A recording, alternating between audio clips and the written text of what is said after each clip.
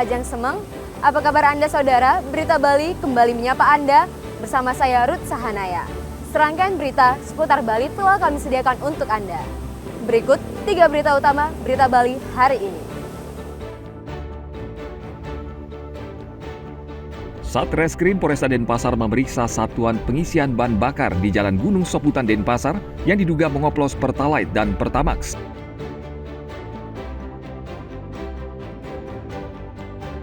Penyidik Kejaksaan Tinggi Bali menyita uang tunai 1 miliar rupiah dari tersangka kasus dugaan korupsi pemerasan dalam proses perizinan rumah bersubsidi di Buleleng.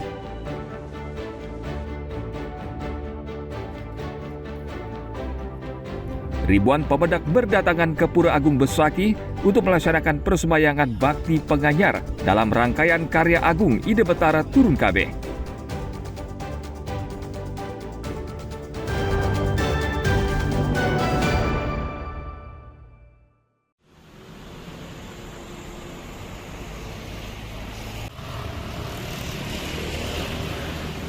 Satreskrim Polresta Denpasar memeriksa salah satu stasiun pengisian bahan bakar atau SPBU di Jalan Gunung Soputan Denpasar.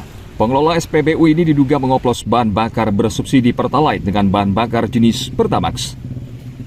Polisi untuk sementara menghentikan operasional SPBU dan memeriksa 4 orang dari SPBU. Polisi mendapati BBM bersubsidi jenis Pertalite ditampung di tangki BBM non-subsidi Pertamax yang diduga akan dijual dengan harga non-subsidi. Dari hasil pengecekan CCTV di SPBU, tim Pertamina pada tanggal 3 April melihat mobil tangki BBM tiba dengan produk Pertalite sebanyak 16 kiloliter. Namun saat proses bongkar ke tangki tidak ada pengawas dari SPBU. Penyidik Polresta Denpasar belum menetapkan tersangka dalam kasus ini dan baru memeriksa 4 orang sebagai saksi. Beberapa pelaku telah dibawa ke Polresta untuk dimintai keterangan untuk menunggu hasil dari gelar perkara. Pelaku untuk sementara diwajib lapor. Ada berapa jumlah pelaku, Pak? Diperkirakan baru 4. Belum bisa dikatakan pelaku kan masih status saksi. Sampai saat ini kami pantau sudah tidak beroperasi lagi, masih disegel. Pertamina wilayah Bali akan menjatuhkan sanksi tegas dengan menghentikan pengiriman semua produk BBM kepada SPBU tersebut terhitung mulai tanggal 11 April 2025 sampai tanggal 10 Mei 2025 untuk mempermudah pihak kepolisian dalam melakukan penyelidikan. Bagi SPBU-nya yang sesuai rekaman CCTV melakukan pembongkaran tidak sesuai SOP dan aturan yang berlaku, diberikan sanksi penghentian suplai pengiriman produk seluruh produknya mulai tanggal 11 April kemarin sampai dengan 10 Mei. Jadi bentuk ini merupakan pembinaan Pertamina Patraniaga bagi mitra SPBU yang melakukan penyaluran BBM subsidi maupun non-subsidi tidak sesuai aturan dan SOP. PT Pertamina juga mewajibkan SPBU melakukan beberapa perbaikan dalam aspek operasional dan pelayanan BBM kepada konsumen. Tim Liputan melaporkan dari Kota Denpasar.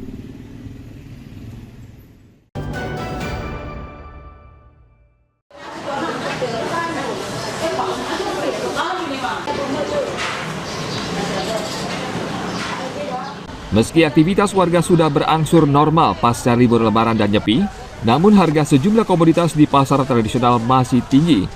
Ini disebabkan pasokan komoditas pangan belum lancar sehingga memicu kenaikan harga.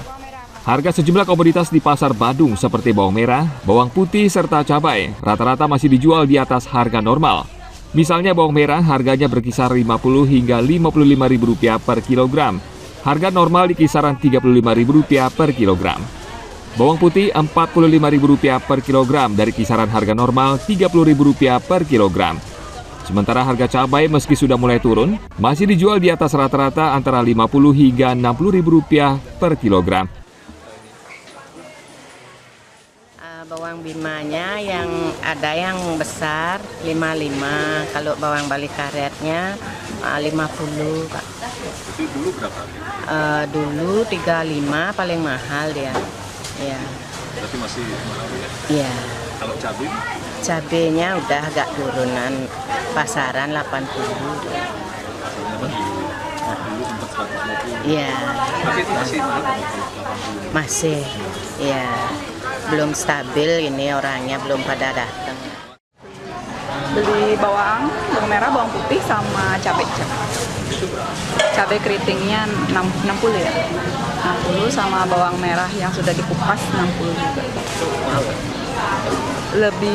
Udah agak turun, tapi masih lebih mahal dari yang biasa. Jadi biasanya digunakan buat Masak dulu ya. Ketidakstabilan harga komoditas ini diperkirakan akan kembali terjadi menjelang perayaan Galungan dan Kuningan karena permintaan bahan pokok akan melonjak tajam, sementara warga sebaliknya berharap harga kebutuhan bisa kembali normal. Tim Liputan melaporkan dari Kota Denpasar.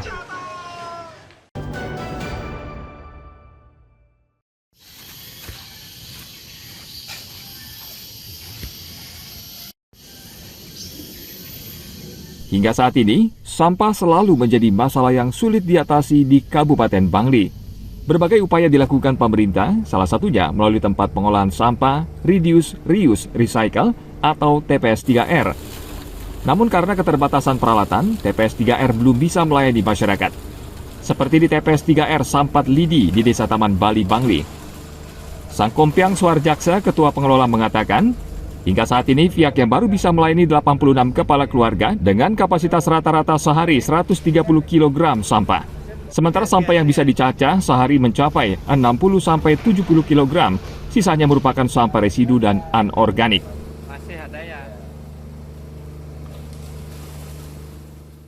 Sesuai dengan apa yang sudah dilakukan, itu kapasitas di tempat kami ini masih belum memungkinkan untuk semuanya. Saat ini TPS 3R Sampat Lidi baru memiliki satu mesin pencacah kapasitas 5 PK yang bisa mencacah sampah per meter kubik per jam. Kapasitas ini tentu masih kurang dibanding jumlah sampah.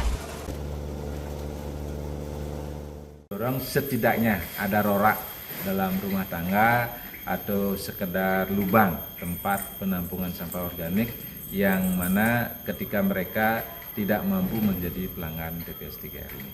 Kapasitas mesin kami memang masih kecil, artinya kalau kita melayani seluruh desa Taman Bali belum mampu. Selain mengelola sampah, TPS 3R Sampat Lidi juga terus melakukan sosialisasi agar masyarakat dapat mengelola sampahnya secara mandiri dengan membuat tebe modern atau komposter. Dengan kerjasama seluruh pihak, masalah sampah Sampat Lidi akan teratasi dengan baik. Tim Liputan melaporkan dari Kabupaten Bangli.